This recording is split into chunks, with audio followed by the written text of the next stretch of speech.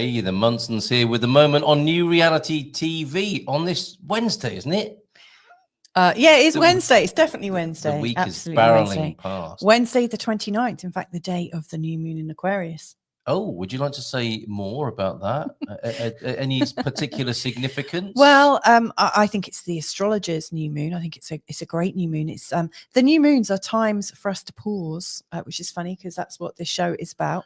It's a time for us to pause and reimagine, and it's kind of like out of the void comes a whole new energy. So it's perfect, really, that today we are actually going to be connecting with a great guest who is deeply, deeply creative in a multitude of ways. Siri Opli, who's also a fellow presenter on New Reality TV. Carl, do you want to share a little bit more information about what Siri does?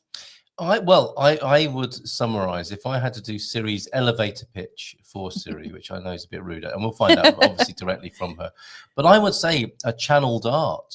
And we have a beautiful Soldala, which we've got like the DVD director's cut, the making of Carl and Louisa's Soldala, which we'll be able to play whilst we're having our conversation with Siri. But I would say, and what I'm keen to know from Siri is connecting to the deepest place in ourselves from which creativity and art can emerge, which I think is safe to say she is a master of. Yeah. Would you agree? Yeah, absolutely. I mean, she's a musician as well, so it's not just painting. She's an illustrator, musician, creative person. Yeah, really deeply creative, and I think she's really good with words as well. Yes. And yeah, so that is a real kind of, I think, a new moon theme. Where we almost go into our own place, our own little void, and see what comes. She's got an amazing way of storing paintbrushes and pencils as well, which we'll also. We should bring her on.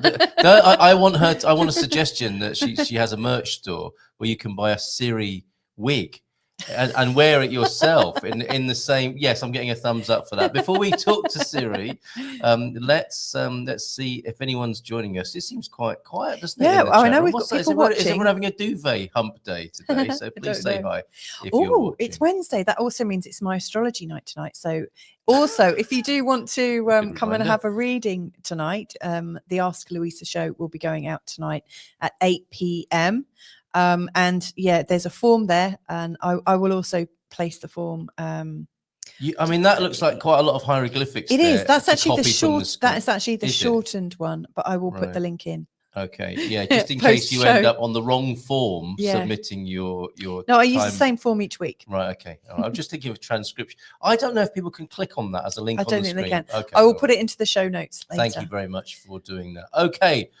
Please say hi in the chat. Let's have a chat ourselves now with Siri, all the way over in Norway. This just in the afternoon here in Portugal. What time is it in Norway, Siri? Good morning to you, or good afternoon to you.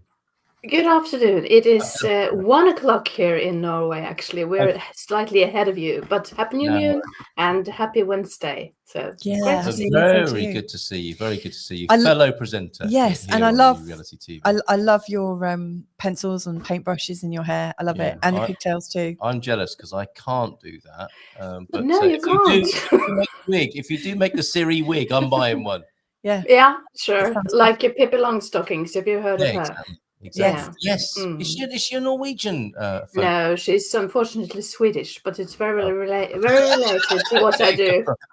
Right, Siri, thanks for being here. You're a fellow New Reality TV presenter, and we know you through Tom, who was with us yesterday, another New Reality TV presenter. Yeah. And it'll be lovely to find out how you got to be doing what you're doing. And did I describe you adequately? Was my elevator pitch for you okay? It was perfect, Carl. Thank you so very much. Yes. Right. Wonderful. So I think you let us know that you did some work with children. You were a teacher of children. Was that in the arts as well?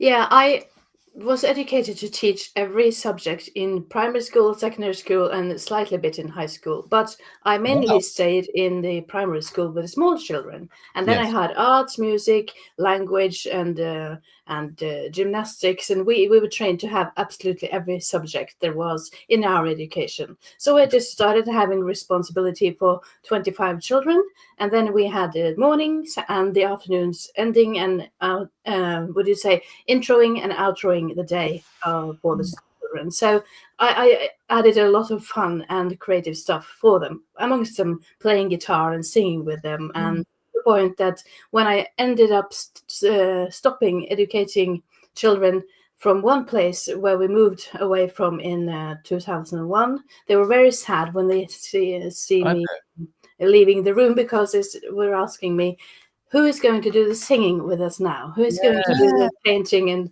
and writing with us now? So the school system is slightly deteriorated because of me leaving it, and also it's developing in a slightly wrong direction, if you ask me. So very interesting, interesting, because a lot of the world looks towards Northern Europe to have great examples of how children are educated and supported with their creativity and the environment and so on. It's interesting to hear you say that, but it sounds like you come from that great tradition originally of holistic education, all-round education, maybe with a class teacher that looks after the souls of a big group of children there. That's really wonderful. And and it's not just school children either, is it? Because you're a mum of, is it 4 or 5? I can't quite recall. Full hand. Nice. Full hands of children. Well, that's amazing. Yeah. I was told by my art teacher in Teacher Academy that the most creative thing you can do is having children. So we went ahead and have 5. So it's a job, and it's a love of a lifetime, and it's also very much a present to you, because they come back now in their teens and young adults' life and pay back with everything that we've taught them. So it's so good to see. I'm very grateful. Wonderful. So highly creative in every yes, absolutely. Yes. I mean, you're also a father of 5 as well. True. That's true. Yeah, that's great, Carl. He's definitely done his bit as well. Siri, when did all the creativity start for you? Oh my! How did you know? Like, were your parents creative? Like, what was calling you? And what was it first? Was it your art? Was it your music? Your writing? How did the creative muse come forth in you? I remember strongly my first ever creation, physical creation, was a book with 6 pages or something like that, stringed together with a red string that I wrote and illustrated as a 4.5-year-old in our living room. Wow. But before that, I was singing. Of course, I was singing. My father played the guitar, and he also is educated as a teacher and later as an opera singer. So obviously there were some strongly influencing powers in the house already. But I didn't choose it because he did. I chose it because my soul wanted to do it. So I've always been drawing and writing, like you say, Louisa, and painting. And if I stop, the body clearly says that I need to do it, because it needs to stay open. And if I block it with some intellectual stuff up here and put the art away, I get physically ill or mentally disturbed and imbalanced. And it's very interesting, really, to see how fast that moves if I put everything away. Having a holiday for me is impossible from this. That's really amazing, and says something about the gifts we're given, doesn't it? That they're not hobbies, are they? These aren't sidelines, side hustles, and how we've kind of devalued our gifts in many ways in our modern society. It's very important then, I guess it's important to find your gift. And so, because otherwise it's lurking around in there somewhere trying to find its way out. And then once vented or found or mined, the mine shaft needs to stay open, and those goodies need to keep coming out, not only for the rest of the world perhaps, but for your own personal well-being too. I want to ask, like this show at the moment, this is about how we can tune in and feel at ease in ourselves and like have a pause or feel that sort of divine connection, that sort of channel.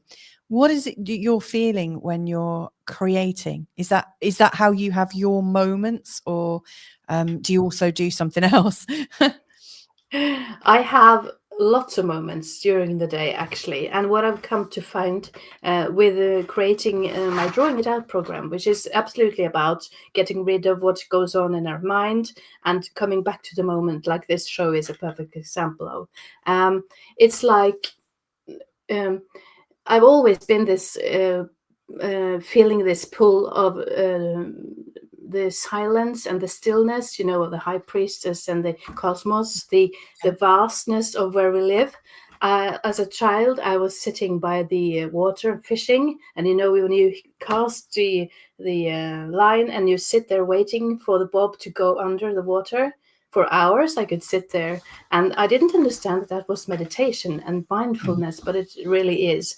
And then I was ready to do whatever next. So I think I've done it more naturally, always, without knowing what it was called, because I don't like putting things in boxes and naming them and like that. So I have always been working from my heart, unless somebody tells me to think about that. What do you think about that? Or have a try to do this, and then my mind goes boom and try to give me tech. It's like giving me Greek alphabet to learn right away. My mind goes bonkers, so to speak. So during the day, I have to draw. That's one of the things I have to do.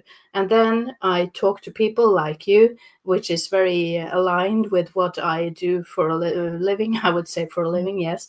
And if not, I just light my fire or a candle, sit there. I can go baking just to be in the moment with the baking. And it comes natural to me, I would say. I was never taught any of it. It just molded its way into my life. So I wanted to share this with my Drawing It Out program, and also with my art, to be in the moment and just enjoy whatever happens, really. So it's not just about the skills, it's about the context and the state of being that goes with the from which the skills can emerge. Is that right? And I love the name, Drawing It Out. Is that Drawing It Out? Is that a Tom suggestion by any chance? Or it sounds like one of his word plays, but what a great phrase that is, drawing it out. Yeah, you could say it's a slight co-creation with him, but it's my child, so to speak. Yeah, so of course. it's the course that is 12 weeks that you would go through the past, the present, and the future, and you end up in the moment to see your life from a new perspective and gain some new insights about yourself.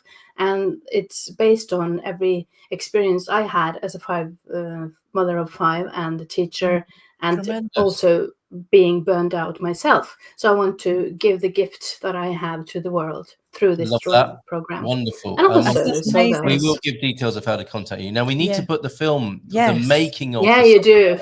Otherwise, we'll run out of time. And perhaps, I'm sure you'll be prompted to talk us through it. But as we begin, Siri, is there a suggestion, a process you have for us in how you might get into the right space and frame of mind? It sounds like you're often there anyway, and it's the other way around for you. You're often meditative and in the moment, and you have to come back to the world of rationality and others. But when you're getting into the zone to do this, what's your process, and could you take us through it now? Yeah, as you were talking in the show last time, first time I was watching you, I got this intuitive nudge to take out my pad and my brushes and my colors and everything, and just because the energy is what I'm illustrating. And in the Soldala, it is your energy and also the energy of the whole show as you are on it now. So I encapsulated what I felt coming towards me then and there. So what you're seeing now is just me. I don't think when I do this. And I'd rather like to say that I am just an open vessel to anything that might want to come through. And also the choice of color, it's not mine. My hands, I saw my hands go into the shelf and pick out those exact colors for you. And it feels very aligned with who you are. I don't know you, Carl, so this is very interesting indeed. And it's also a way for me to get to know people, or souls rather, or concepts like your show, which is really lovely, through this way. So it will be rather better for me to have questions from you about what this is and how I do it and what this means and where they come from and stuff like that. So ask Actually, me before we questions. ask questions, let's just clarify. So this is what you call a soldala. So Yes. if people are watching and they were interested in having a soldala themselves, it would be like what you connect in with their energy, and you are just like design, like channeling your art in real time. Yes. So I have a set of questions that I normally send out to people before I create a soldala, because people commission them from me if they want to have their soldala made. And it's a mix of a normal mandala, and it's rather than being something that you create for yourself, I create it for you with connecting to the answers of the questions I send out, and also the colors, and also your souls directly. So this is your soul speaking through me onto the paper from the answers without you sending me any answers. I've talked to you before, Louisa, so I feel that I know you slightly. Also, the colors, I feel that they also speak for you and Carl together. So there are a set of 5 questions, I think, and then I just set myself down and tune into whatever it comes from the words and also from their soul.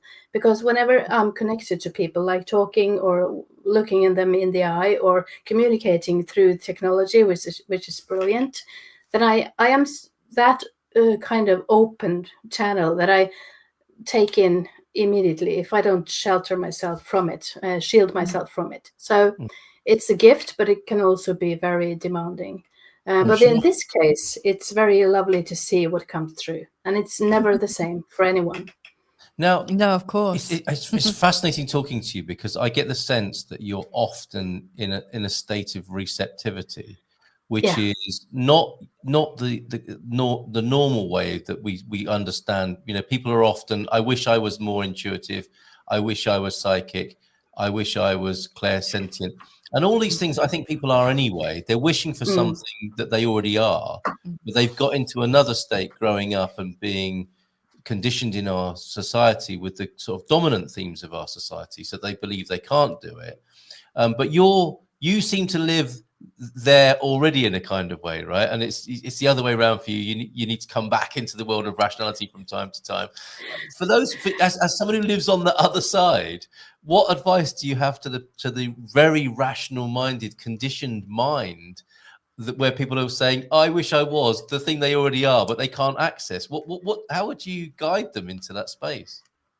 It would be through my Drawing It Out program, actually, because the beginning of that is assessing where you're at in your life. And it can be people struggling to change jobs, or they have lost their spouse, or they're very ill and they want to get rid of overthinking, stressful everyday life and stuff like that.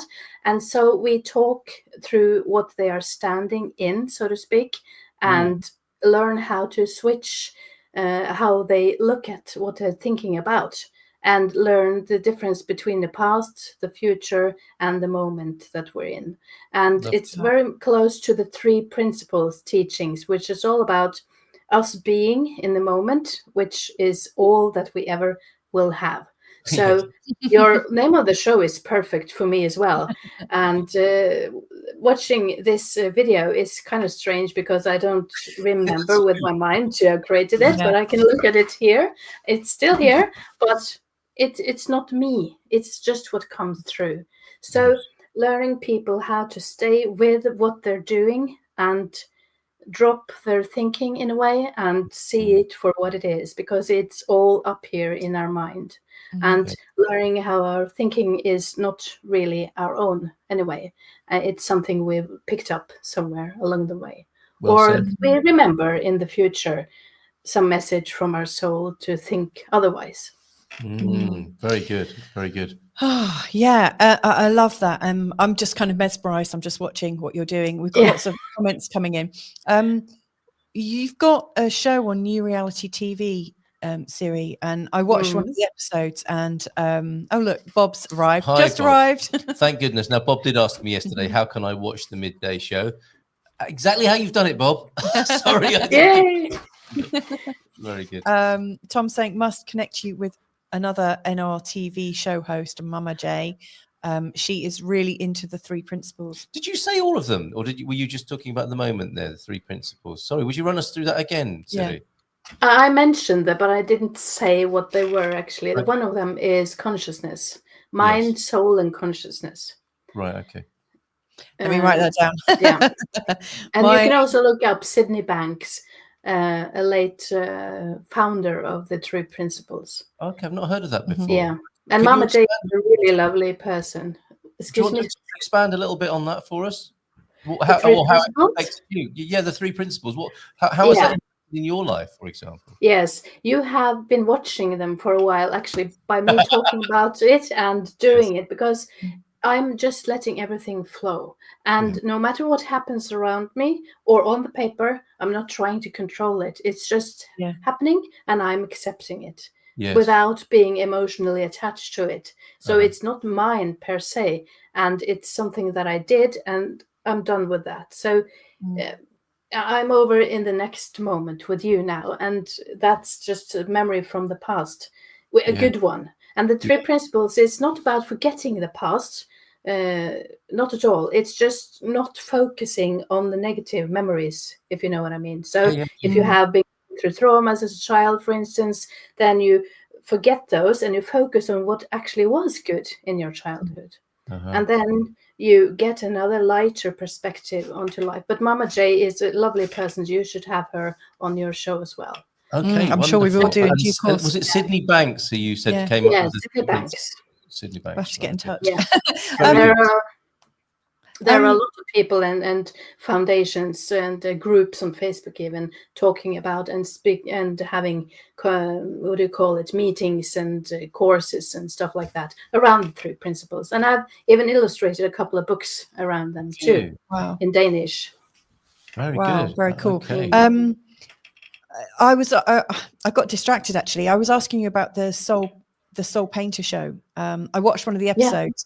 And what I saw was lovely. Is a whole series of beautiful designs, and then your piano in the background.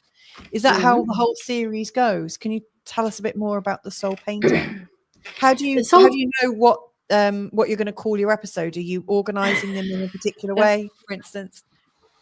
No, I don't organize anything. I just do whatever I do and put them together. Like you say here, if this was to be an episode, it would be like with an intro, maybe with me explaining what a soldala is, and then with my piano music or something on top while watching, like we are doing now, and then an outro perhaps. And I have also planned, if people want to come on my show, I can talk to them and afterwards listen to the recording of us talking together and then illustrate that and create episodes like you saw with Tom and me and Polly on his show today, The Plant Alchemy, which is the 3 of us together. And I'm listening in and then doing the work in the background and popping up afterwards and showing what I've done. So that's the way I'm going to do it. And this is basically what I've been doing my whole life, drawing everything out through me and for the world. Look here, look, this is what it really looks like from my soul's perspective. And people, if they feel like it's singing to them, it's their artwork. So there's only one of you and only one artwork in each ownership, so to speak. That came out the wrong way, but anyway, you know what I mean. If it talks to you. It's so funny that you said it's only one of you, as you were putting the color in the heart. In the show. Yeah, you feel like a very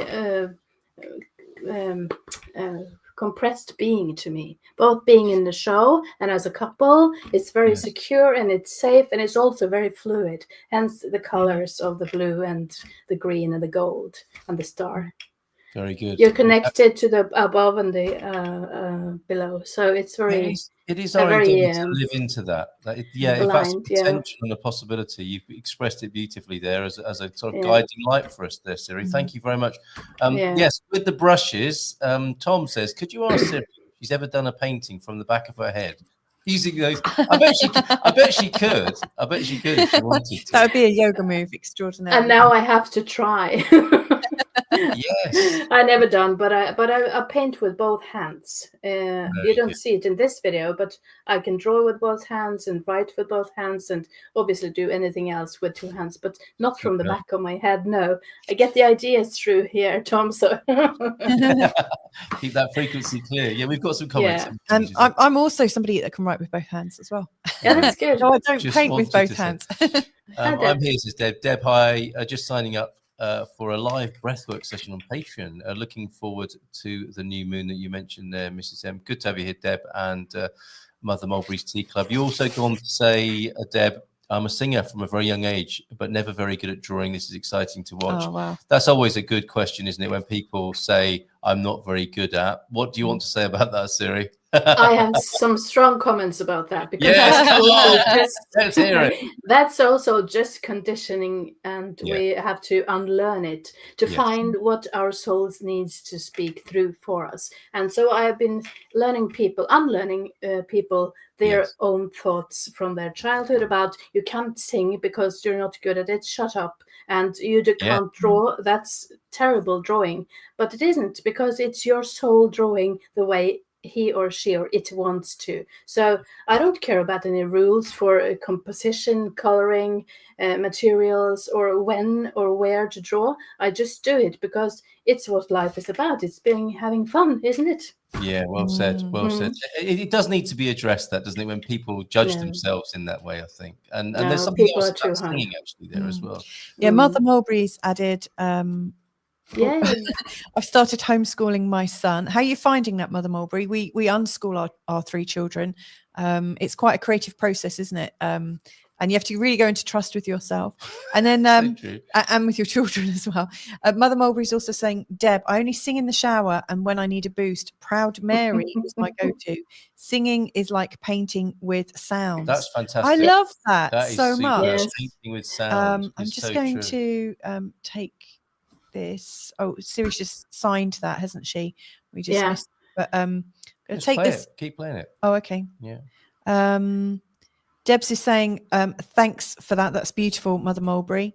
I'm just thinking if there's any others Mother Mulberry's also saying the past are the lines. I colour outside of my. That's really superb as well. Thank you. I don't want to just take this off the screen unceremoniously, but so we can see you again. Thank you so much for creating that for us when you're watching that time, and how lovely you sent us the film to share with everybody as well. So thank you so much. You're welcome. But the past are the lines I colour outside of in my life. I love that. That's superb, isn't it? And Tom loves the Soul Dialer, and how Siri saw you as a fusion of soul and spirit. That's lovely. Yes, we are like conjoined twins, aren't we? Yes, I absolutely. The funny thing is, like talking, I mean, obviously the Soul Dialer is like a design in human design, which, sorry, I'm losing my voice. Some people follow the ideas of human design. Both Carl and I are both projectors, and we're both sacral projectors, and we're also both 6'2". We've got a 6'2" profile. So that's not how tall we are. That's not. Yeah, it's not how tall we are, but it's about I think being a good egg, isn't it? We're kind of. Is that right? Yeah, we're wanting to live a life that's kind of aligned with our soul. Right. I can see we've only got a minute left. So can you tell us the best way? Like, obviously, Carl's just put your Substack address on. That's a good way. Yeah, is that the best way to I sense that connect with you? The best way to find you, Siri. Any others? If somebody wants to sign up for the Draw It Out course, is that the way to find you? Send me an email. Siri@siriopli.com. Email is the best one. Direct communication. I will make that sure that's in the chat as well. And thank you again for being here. When can people see your show? I think today with Tom Evans's Alchemy show is one of the examples where you can see it. And I'm online with the shows at the moment, but the live ones will be perhaps down the line, because I don't know the schedule they're running at. I understand there's a lot of work to do and uploading constantly, so I don't know really. All right, we have to go. All right, thanks so much. Thank you. Bye.